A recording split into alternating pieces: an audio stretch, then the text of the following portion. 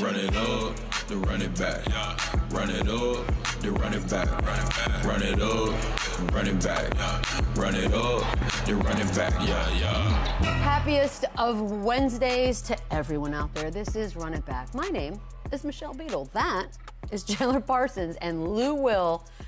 Look at him. He changed it. He changed it. It's a good You camera. bullied him into No, changing it's a his good look at background. his skin. It's unbelievable. If it's not my candy, it's gonna be my picture. I don't know what it's gonna be next. Well, Chandler's obsessed with your skin and has not stopped. You got talking great about it for lighting 4 there. days. It's unbelievable. I don't think it's the. He has good skin. And skin, yeah.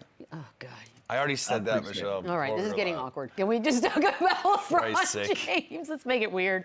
LeBron James had himself an evening. We knew it was coming, and it has now been fact. LeBron James, 50,000 points. And yes, they beat the There you go. Pelicans. In the meantime, 136-115, a season high 7 straight wins. He finished with 34, 8, and 6. LUKA, just a quiet 30 for LUKA last night, 15 rebounds. Oh my God. Yep, that's all back. happening. I also like the shoes, weirdly. Regular season playoffs, it's now a combined 50,000 points, as I mentioned. A million accolades. This is just another one. So I ask you, Chandler, I'm going to start with you. Yes, he's got championships, all the things that he's done. What will you remember the most when it's all said and done? You know what's crazy? Maybe because it's just so fresh and obviously current in my mind. I think I'll remember this season, how elite, how good he's been at the age of 40 years old. We'll never see it again. We've never seen it before. Usually you see a dramatic drop off. All the greats, they all go through this. They all see their minutes, their injuries, everything kind of dwindles down and you don't see this much production. I saw a side-by-side between him and his last MVP, his numbers-wise. They are literally identical. And this is at 40 That's years weird. old with a team that's went through a lot of adversity, a huge change, and they continue to get better. He might be all first team all defensive at 40 years old. So I know he's been so great since literal high school. Like the guy's been unbelievable since he's come out. He's had no hiccups. I think I'll remember this the most, just how good he's been at this age. It's spectacular. I don't think we'll ever see it again from a 40-year-old man. I think that's fair, right, Lou? Because everybody's got points and the numbers, and our brains don't always process all of that. But the fact This that is he's most 40, impressive to me. this is happening. Yeah. But you know what? I'm gonna go to complete opposite from Chandler, man, because his career has had so many phases, so many moments in life. You know, we've had silly LeBron, get your hand off my lemonade LeBron. We've had villain LeBron in Miami with the black mask. We've had headband LeBron. We've had so many phases of LeBron, but I always go back to his rookie year when, you know, his teammates went out publicly and said, there's no way an 18-year-old kid is going to be the leader of a franchise, going to be the best player of a franchise. And they fought it for a little while until that season started. And from that moment on, LeBron James has absolutely been the head of every franchise that he's been involved with. So what he's doing now as an elder statesman, let's talk about how this story started as an 18-year-old kid, and even his teammates didn't think that he was mature enough to be the head of the snake of a very successful team. And for 21 years, he's been that. So that's where I would start. So he's got the whole big picture. You're going this particular. I mean, it's such a long, great resume to choose from. I just think now what he's doing. Like, think about Kobe's last year. Think about Dirk's last year. Right. You see this big drop-off.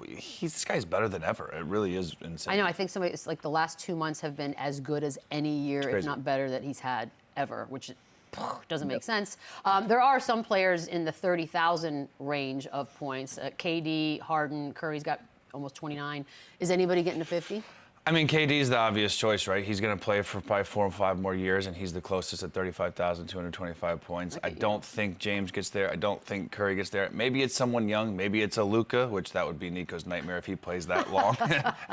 And boy, was he wrong if he gets to 50,000 points just on the longevity. But maybe someone young, but I think the obvious choice here is Kevin Durant, because I think he's going to continue to play. He's healthy for the most part. Doable. He's an elite. He can shoot. He can shoot the basketball until he's 45 years old and be 7 foot, pick and pop 4. So I think Kevin Durant would probably. I mean, the answer could also be no one, Lou. I mean, if you want to take. I was about to say I don't think anybody touches it. I don't think anybody gets close. But if I got to pick a guy, it's going to be Kevin Durant. You know, just one of those guys that's his game is going to translate and when he gets older. Like when he's 38, 39, he can still play with his back to the basket and be able to shoot over guys, or he can go to a young team and become a Ray Allen-esque guy at the end of his career, where you can be a standstill three-point shooter and just pick teams apart from the three-point line. Like, I think he'll give himself that opportunity, but I don't think anybody touches this. I don't think anybody gets close. Is there anyone young? I know it's virtually impossible to predict, but that sort of seems like they could be on that path. I mean, Luke is a guy, but again, this is the same guy that the GM just bet against the longevity of his career. So who knows? Time will tell. Anthony Edwards, these guys, SGA, these guys are going to score a lot of points, but they have to play 20-plus years to get close to this. So it's even with the threes, like somebody out there who's a big three. It's not going to happen. LeBron has 50,000's insane. It is a lot. Got a huge head start on everybody. You got to think about everybody's first 5 years compared to LeBron's first 5 years. Like, or even let's just say his first 3 years, you know, like his rookie, sophomore, going into his third season, he was running up numbers that a lot of these guys didn't have the opportunity to get. They're usually in a position where they're being in position to be the next guy on a team. You know, they're slowly walking into it. From day one, LeBron James was touted as one of the best players in the league, averaging 20-something points a game as a rookie and having high expectations. I think that's what gives him the edge over a lot of these young guys, just how he started his career and having that head start and experience for his career. Yeah. So our old buddy, old pal Shams, reporting that LUKA had a, quote, one team, one city, forever mindset. Oh, don't we all? But now that he's with the Lakers, I'm wondering, does that carry over maybe two teams, two cities forever type situation? Yeah, I mean, and I think this is where the main frustration stems from, right? Like, he was extremely caught off guard. He did not see this coming. Dallas was his home. He thought he was going to be there for a long time. He fully intended on signing that full max extension. He had just bought a house, just closed a house in Dallas. So, yeah, I think Dallas was his one-stop shop, and obviously things change. You see a lot of these greats end up switching teams towards the end of their career, but I mean, I can see the Lakers keeping him for a really long time. They should extend him. They should give him that same deal. Obviously not as much money with the Supermax, but he should be a Laker for a really long time, and I'd love to see him do that. I'd love to see him succeed here. I'd love to see him win multiple championships here and prove everyone in that Dallas organization that they couldn't have been more wrong. It's kind of weird to ask that question. I realized it as I was asking it, Lou. It's like, it's already over, one city, one mindset. Like, it's done. Just never say never. Never close the door. History shows us that once the honeymoon is over and the crowd stops cheering and it's over with, it's time to move on. We can count on one hand probably superstars, the guys that are in LUKA's position who have been allowed the opportunity to stay in one franchise, and the only person I can even think of is Kobe Bryant. You got Steph Curry. And other than that, who's left? there's two more. Dirk, Duncan. Handful of Spurs guys. You got Tim Duncan. You got Dirk, and that's a handful. Like we may have. I got a thumb left. I don't know another guy. But other than that, everybody else moves on, especially later in their careers when you don't have such a high expectation to be this superstar caliber guy. You know, when you're starting to dwindle down, that gives you the right to kind of go out and ring chase or go link up with some younger guys that can further along your career when you're at the end of the road. So never say never. I love to see guys continue on their careers as long as they can and have longevity with an organization. But the reality is this game don't love you, and once it's over, it's over, and you got to go find a new home. Yeah, I think he's learned a lot about loyalty in a quick period. I don't see Jokic ever leaving. I think he's done with basketball before he leaves. I think as soon as he's not good, he's out, and I think he's a Nugget forever. Yeah, I think if they're like, we're thinking about trading you, I think he's like, Giannis, I'll stop you right Giannis, there. I can see him leaving. Like I that's probably gonna happen. Yeah, I already see that. Jokic ain't going anywhere. All right, fair enough. By the way, there was another team on the floor last night. We don't want to not talk about what Zion had a moment doing here. Let's take a look at this. He had 37 points in 26 minutes. What do we think, Lou? Still got it? Top 10? Could he be?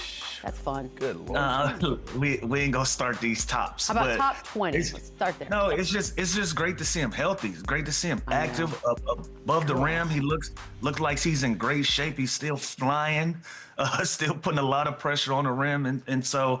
Forget the list, forget the tops. It doesn't matter. Just be healthy, be consistent, and just continue to build, man. And once you get to a place then we can start worrying about accolades. But right now, we just want you to be consistent and continue on and just be in a positive influence on the team that you're playing for. We don't know what the future holds, but as long as you're a New Orleans Pelican, we love to see you in uniform. That's all I care about. Yeah, more plays like this, right? Like that's the Zion that we missed. That's the Zion that we love. He's played 23 games this year, and his numbers, look at his numbers right there, 25, 7, and 5. I mean, he's efficient from the field. He's 56% from the field. He's obviously struggling big time from 3 at 23%, but this is a dude that when he's on the floor, he is elite. He is extremely athletic and dynamic, and he looks great. So, yeah, he did. Again, I'm with Lou. I don't think it's kind of putting him in this box of, is he top 10, is he top 20? Basically, if he's on the floor, he's going to be really good. And if he's on the floor, the Pelicans are going to be a lot better. So he's got to find a way to do this consistently. Can he do this again next game? Does he have to sit out? Is there load management coming up? So I think that's the biggest thing with him. It's always going to be his health. I agree with you guys. I don't want to put him on. I just want to see him out there. I just do more of that. Like that. Let's see him out there. And then, yeah, give us these moments, and we'll be happy. Another game, Warriors still on the road, this time at the Garden. No worries. Steph, 12-1 at Madison Square Garden now. They win this one 114-102. Finished with 28, 7, and 9. Jimmy with 19 points. Draymond finished 8, 9, and 8 assists. And it was his 35th birthday. Happy. Shaq said, we have got to start putting Steph in the GOAT conversation because we really just do LeBron, Kobe, and MJ, and we never mention him, Chandler. Do you agree? Yeah, I fully agree. And I think he's the greatest point guard. I think me and Lou are both on record saying he's the greatest point guard of all time. And when you have a guy as innovative as Steph Curry, who has literally changed the game, you go to any country in the world right now, there's someone trying to shoot the basketball like Steph Curry. He's the greatest shooter to ever touch a basketball. He's changed the game. And the way he does shoot the ball off the dribble, off the catch, off a screen, we'll never see that again. So as great as LeBron is at his age and how many points he was scoring, we might not ever see a shooter like Steph Curry who can do it in so many different ways. He's just, he's unbelievable how much attention he creates, how much pressure he puts on the defense. He makes everyone around him's job so much better just because the attention he creates when he comes off a screen. You then have the slip actions. You then have guys cutting back door that just get so many opportunities just based on how he's guarded. Even if he's missing shots, the whole game plan is tailored to not let him get the shot off. So, yeah, I think he's one of the greats. I think he's already top 10. We're going to do the list. There we go. We're going to do a list anyways. He's already top 10. I think you can sneak him closer to that 5 point just because he is the greatest point guard of all time. He's the greatest shooter of all time. So when you do something the best, a thing like shooting, it's fair. You got to be up there. Lou, I won't make you do a list, but go ahead. Well, but you know what's interesting to me is we compliment the point guard so much, and we like, that's the smartest position. That's the most cerebral position. You're the quarterback on the floor. And then when it comes to our top list, point guards are never in the list. Like, they're never in the list. It usually starts with Kobe, LeBron, Michael Jordan, then you go Shaq, and then it gets a little choppy from there. Like, Steph Curry should absolutely be in this conversation. The way that he's normalized the way that we shoot three-pointers from changing the game. Like, any guy that changes the game has to go down as one of our greatest guys. So I agree with Shaq 1,000%. We should start speaking about Steph Curry in the same breath as some of these guys, especially with the way that he's went about business and been able to get championships in some of the toughest eras of the NBA and NBA history. You know, we can go down the line of how many talented guys have been in the NBA since Steph Curry, who we've touted as being guys that should go out and get championship rings. And Steph Curry has been able to get 4 during that era. We got to start mentioning him definitely in the same conversation as these guys. I think when he retires is when we'll really give him his flowers. I think right now it's hard to see when he's playing, and I think once he's gone and we miss that and we realize there's no one even close to doing the things that he used to do, I think then he'll kind of get the respect that he deserves. But yeah, he's... Well, life is short. We should give it to them now while he can hear. No doubt. He's undoubtedly one of the greatest players and the best shooter of all time. He's one of the greats. And I mentioned the 12-1 at the Garden. There's something about Madison Square Garden. It really brings out the best in some pretty cutthroat players over the years. I'm wondering if there was an opponent's arena that you would shine at.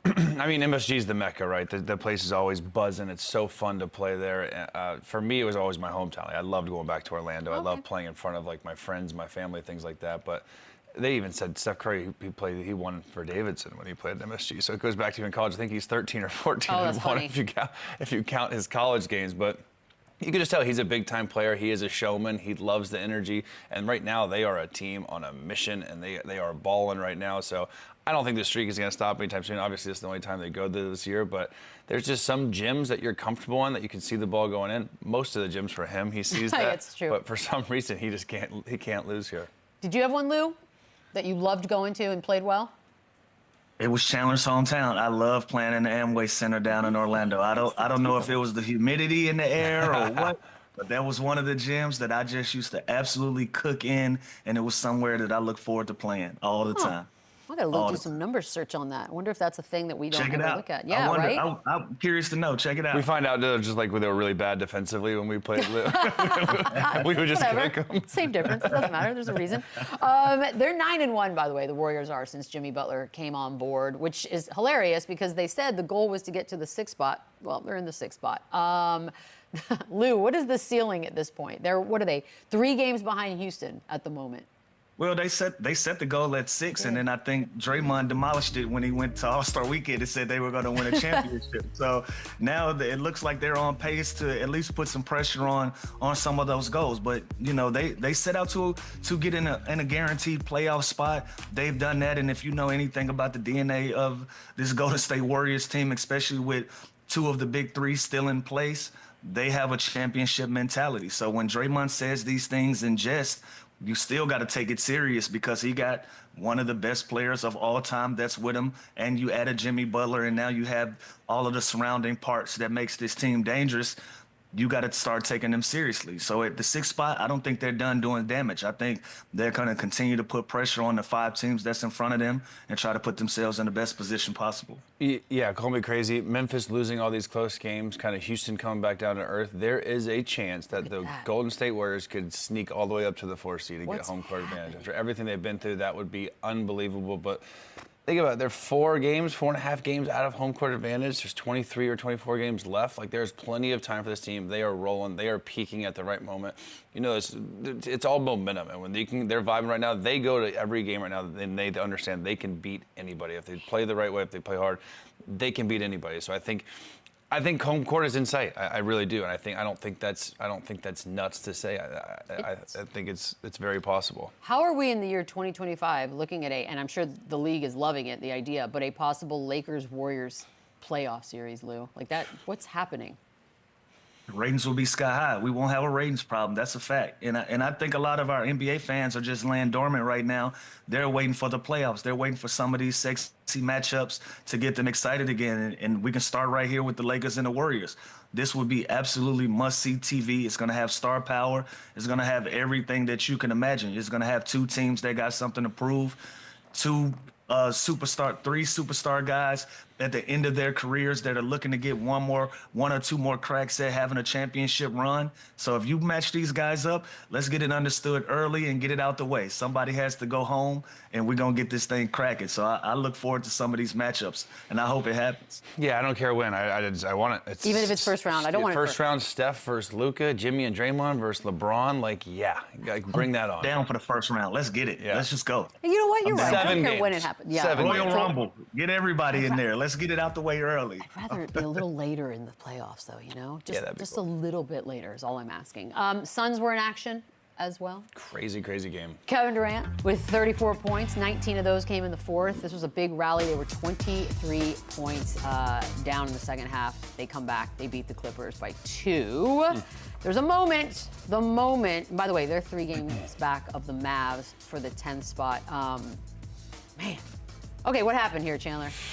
So this is what happened in Austin, by the way.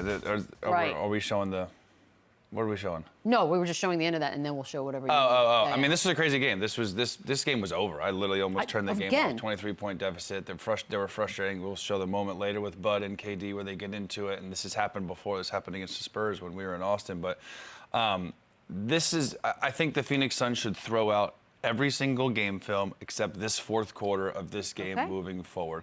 They played hard. They played energy. Stan Van Gundy literally called their defense pathetic on national TV last night multiple times because they were just giving no effort. They weren't getting back in transition. They turned the ball over just at such a high clip where they just put their defense at such at a weakness where they just could not get any stops. They were getting dunk after layup. The Clippers were just having their way with them. And then the 4th quarter, something clicked where they put in Colin Gillespie and Sure. Plumlee. And those guys completely changed the game. They gave them energy. Kevin Durant obviously went nuts, too, in the fourth quarter. That helped. But they need to just watch that film of those 12 minutes and play like that the rest of the season, and they might sneak into the play-in.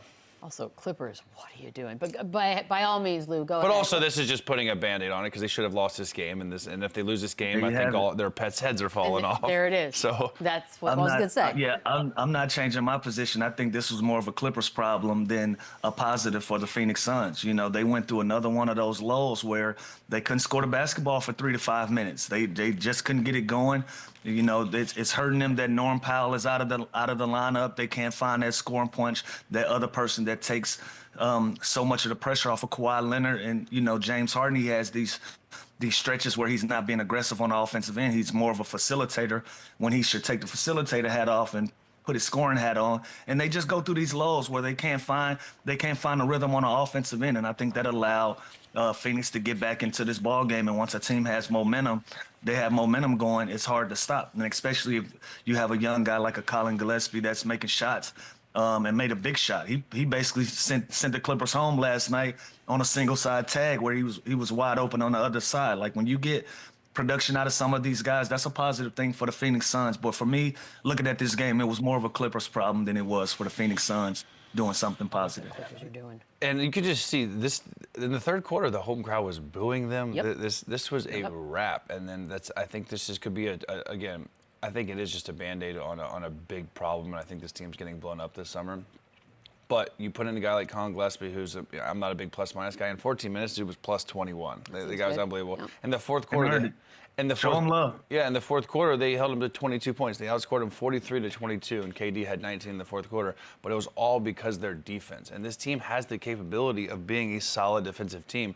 It literally just comes down to effort. They can score with anybody. They have Kevin Durant. They have Devin Booker. That is never going to be the issue with this team. So, like I said, I'd throw out everything that's happened right now. This is a 23-game series, and let's play as hard as we did in this fourth quarter.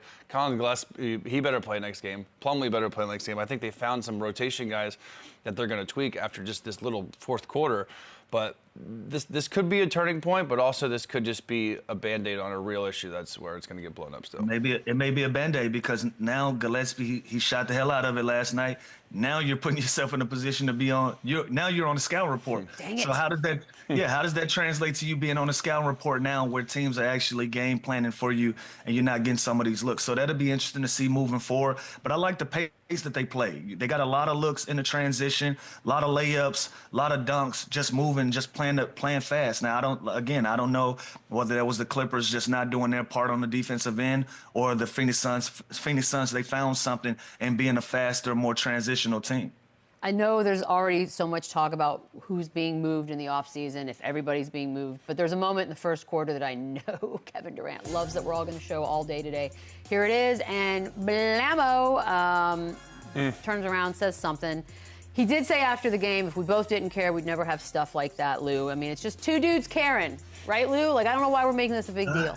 Or yeah, is it gets emotional, and sometimes these things play out in the public. But you know, I spoke to this yesterday. I was coached by Budenholzer. I know Bud. He's a lot to handle, and he's one of those coaches. He doesn't mind mixing it up with you. He doesn't mind telling you how he feels and being straightforward with you, and that can rub some guys the wrong way. He's just as competitive as the guys that are wearing a uniform and going out there trying to win them a basketball game. And these things can happen. So I appreciate the fact that KD said this is nothing to really be concerned with. This is just two guys trying to win a basketball game, but it's playing out in the public. And for that, we have an opinion about it. But like I said, Bud is a fiery guy. KD is a competitive guy. I wouldn't read too much into this, but the more that this team has some adversity and has the peaks and the valleys, we're going to keep discussing this if this continues to happen in the public. So. Yeah, and they're just lucky they won this game, right? Because I think That's this is fair. a much bigger story if they don't have this historic franchise record comeback. Because now it's a feel-good thing. Now it's like, oh, look, we're just fiery. We're competitive. We want to win still, even everything that's happened in this season so far. And again, this happened again. This happened already in Austin. I don't even think it was a national thing, but there was an interaction with KD and Bud, which again, that's normal. That happens all the time with a player that's competitive, that wants to win, that just doesn't see eye to eye with the head coach. Not a big deal. everything that's going around with this team right now, and you know it's a TNT game, and this is as the best player on the team, it's just a bad look. And so if it's something, if it's not something, everything negative surrounding this team, it just gives more ammo, just gives more rumor now that he's definitely going to get traded. They definitely need to make a move. It's not working. There's no mutual respect there. So it's just a tough spot. It's an unfortunate situation, but again, you could just chalk it up to competitiveness and wanting to win, or you can think there's a level of disconnect here and trust here. So all right, so if there's that, if it's a level of disconnect, who's moving? Are they both moving? Are they both staying? Like, Bud signed 5 years, $50 million plus. Like I think he's the last. Has a lot of money. I think he's the last to go. Yeah, most of these billionaire owners are pretty rich. He's spending his. I think it's a yard sale. I think Kevin Durant goes. I think Bradley Beal is gonna try and get traded, and I think honestly Devin Booker, he's the one I would keep and build around as the youngest, most talented guy with the most potential, but. He had his thing with Bud. You see teams like Houston, too. You see him getting into it with Bud. You already hear the rumors with Bud and Nurkic getting into it. So Bud's not doing himself any favors with picking these individual battles and having these beefs, but they're saying the right things, and it doesn't seem to be going, extremely south, but they just need to win games. Winning cures everything, and again, this is a feel-good right now because of how this game ended last night, but if they don't make this comeback last night, I think it's a bad situation to go to that facility today. Man, and Chandler, we keep talking about which players can get traded. Bud can get traded too. Let's not forget. They can throw. You remember Doc Rivers was in the trade before as the coach. But he can possibly be involved in the trade and take your money with you, and we go get some pieces back for you, and we'll figure it out from there. So that's also a possibility. But if anybody, I see Kevin Durant just being in the position that he's in his career, where he is, he's gonna want to compete for championships. He's gonna want to give himself an opportunity to be on the biggest stage. Right now, how this team is built, it doesn't look like it's gonna happen in Phoenix. I'll be curious to see if he weighs his options in the summertime, especially knowing that this team tried to trade him already. And look, it doesn't take a rocket scientist. There's a disconnect here. They're not on the same page. They are not vibing how they should. Wins and losses aside, this kind of body language, no matter how you draw it up, no matter what you say, is not good. But I guess the theory would be if you're trading away players, and why also get rid of the coach? Maybe let him try with new guys. I don't know. I think Bud stays. You? I do. All right. I'll decide tomorrow. We now know that Kyrie's out for the season, so we got to figure out what does that mean for him, but what does it also mean for the Mavs? That's next. Run it up, run it back, run it up, run it back. Now know obviously that Kyrie Irving is out for the season with the torn ACL that happened on Monday. The injury situation in Dallas just went from worst to the worstest, and just no end in sight for this. So short term, Chandler, what should they do? The play-in, where are they sitting right now? They are sitting 10, 32 and 30. This is what I was saying yesterday about the Phoenix Suns, how every game matters. The only hope they have is the Dallas Mavericks now shutting down Anthony Davis.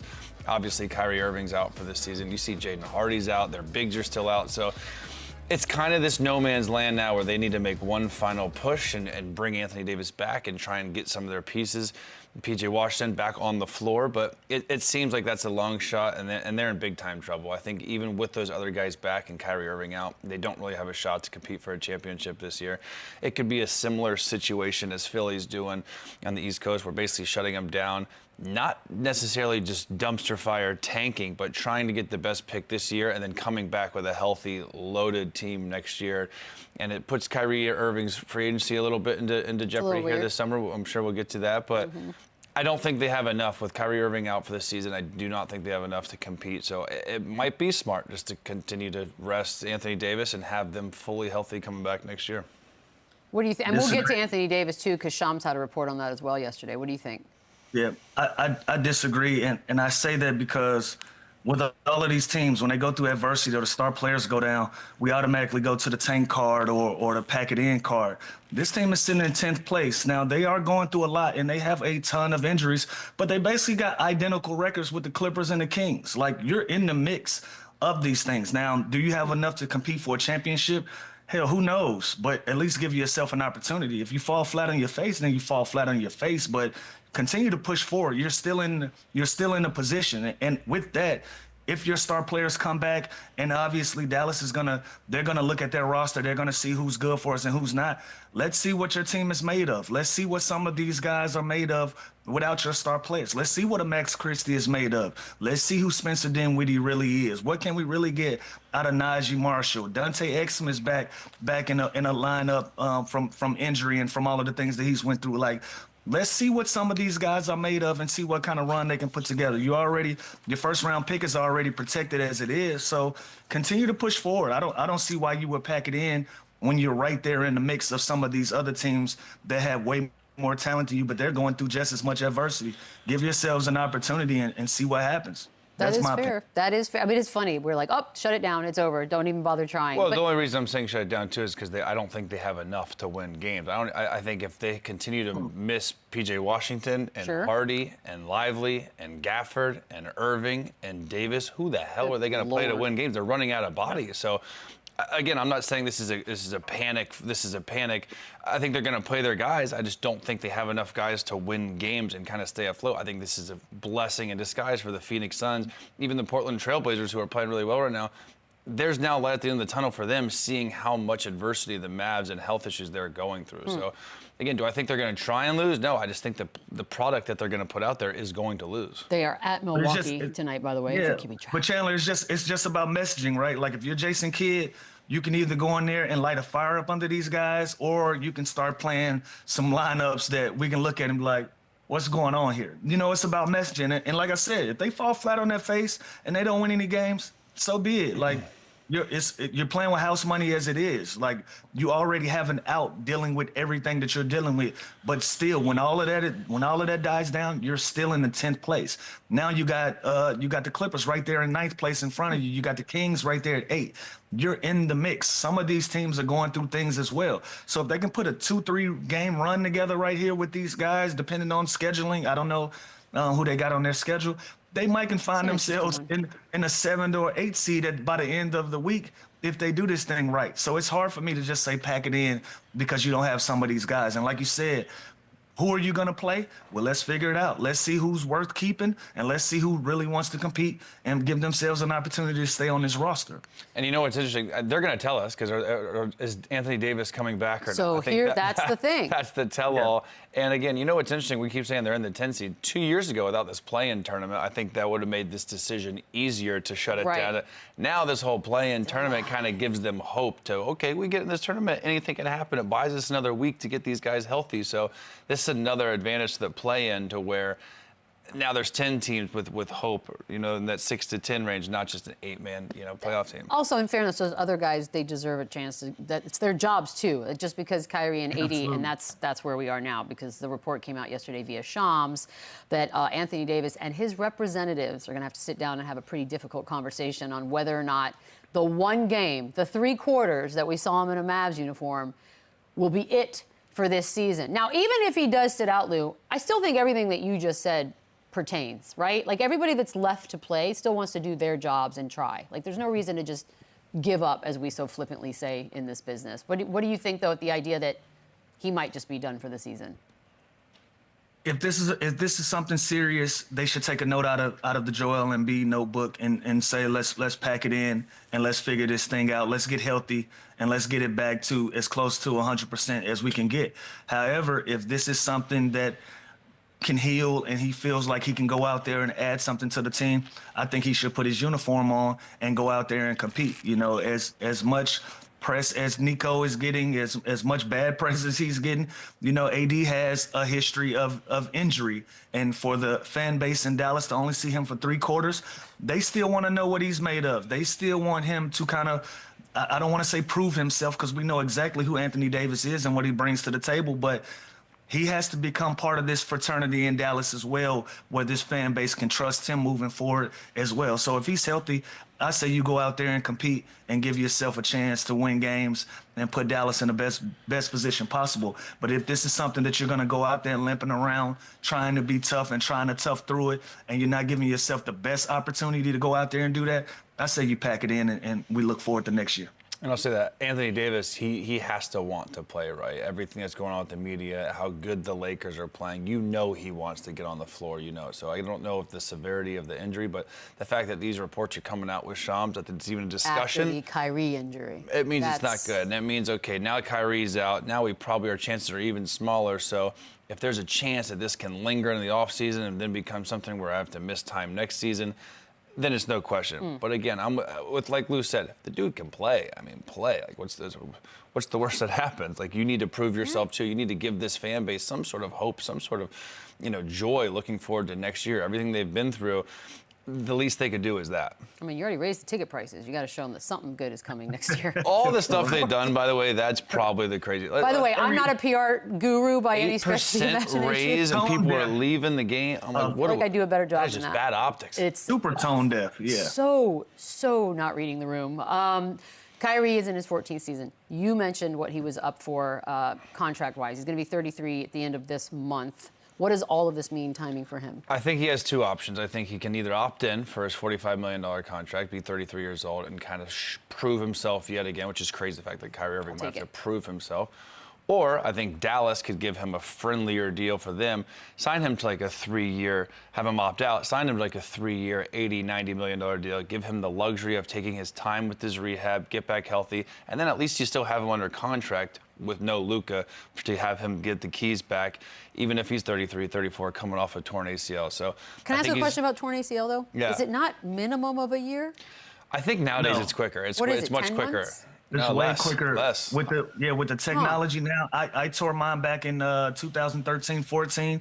It took me 10 months to get back on the floor, and nowadays I'm starting to see guys that's getting back on the floor between 7 and 8. So you used to feel like this was like a career killer. It was one of those things, but now they patching these things up, and guys are getting right back out there. So theoretically, the beginning of they're doing these in this sleep. So again, I think that.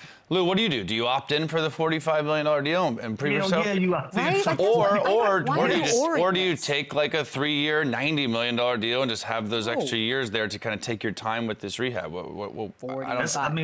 That's one way to play it, but when you're 33 years old, you got to protect yourself. And I don't know a lot of teams that's going to give Kyrie a 3-year extension right now, knowing that he's going into those older years, and you don't know what position you don't know what type of shape he's going to be in once he comes back from the ACL. I think he's going to be the same Kyrie Irving, but that type of injury, it takes an adjustment. It took me about 2 years to feel like myself again. Ooh. He doesn't have 2 years to try to feel like himself. So if I'm him, I opt in for the 44. I prove myself. I go out there. I'm still Kyrie Irving, and then I go get another bag after that. Yeah, why are you taking? Can I give you a hot take? If I'm his agent right now, I am talking to the Orlando Magic and the Houston Rockets, and I am opting out, and I am signing a 3 or 4 year deal with one of those teams that has a bright future. You're that positive. That need a point guard, and that would give him the luxury of the longer contract.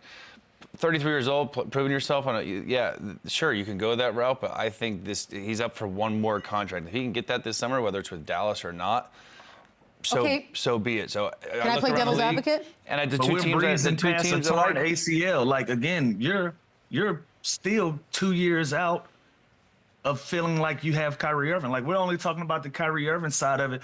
That's smart for his agent to do. That's good business. But if you're the Orlando Magic and you got Suggs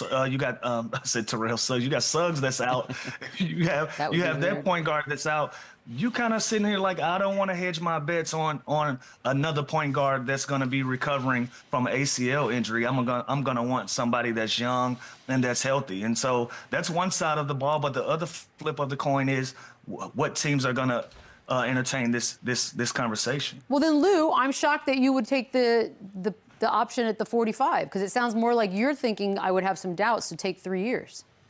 Yeah, because the 1 year gives you an opportunity to show I'm still that as of late. That's on Kyrie's side of it. I'm still worthy of a 3-year contract. Now, I agree with Chandler. If you can go out and get 3 years, by all means, lock in that security. I'm talking about the other side of that deal. A team is going to have to want to sign you to a 3-year deal. I don't see that happening right now with him, freshly tearing his ACL going into this summer. Worst timing. March 5th, 2025, 7:41 a.m. I'm calling it. He will be on the Magic of the Rockets next year. Okay. Do we have all of these written down somewhere? Yeah, it's recording. Do we watch them? We asked this of Ryan Russillo yesterday, and I don't know if you guys spent any time thinking about it. I know you did. You're both pros. Is this the worst season in NBA history for anybody?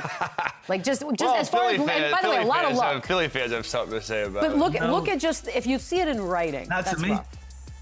I don't know, man. Those Brooklyn Nets teams and well, that's okay. I was about to say, Chandler, the optics are bad for the Dallas Mavericks. Like, it looks bad and it sounds bad and it feels bad, but I've known completely healthy teams that are way worse, that's been in way worse positions than this team with all of these injuries. But were they in the finals months ago? Because that is part of this comparison. Now that is a major drop off. That's another thing to factor in. But like I've seen some. I'd rather be on the Dallas Mavericks than some of these old teams that I've seen win 9 and 10 games in a season. I would absolutely. Yeah, I'm looking. The 76ers lost. They lost 73 games 1 year. Like, that had to be painful. Yeah. I'd rather still be in the 10 spot with all of these guys injured and still feel like my season is worth something, opposed to getting my ass kicked from October to April. But they weren't at the top of the mountain 10 minutes ago. That is this is the fall from grace like we've never seen before. Yeah. But again, there's light at the end of the tunnel for the Sixers.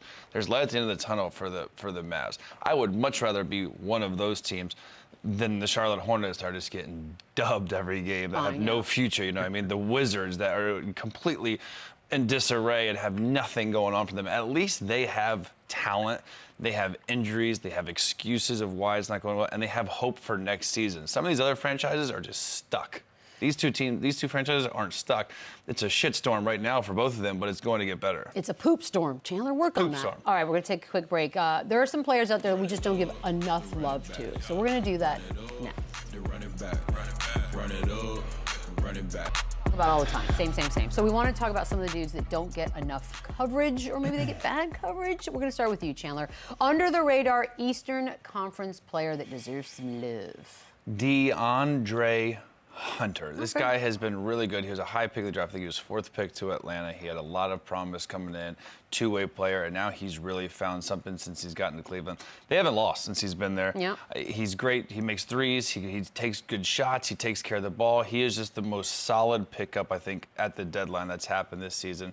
He fits in any offense. He knows how to play great with these two guards.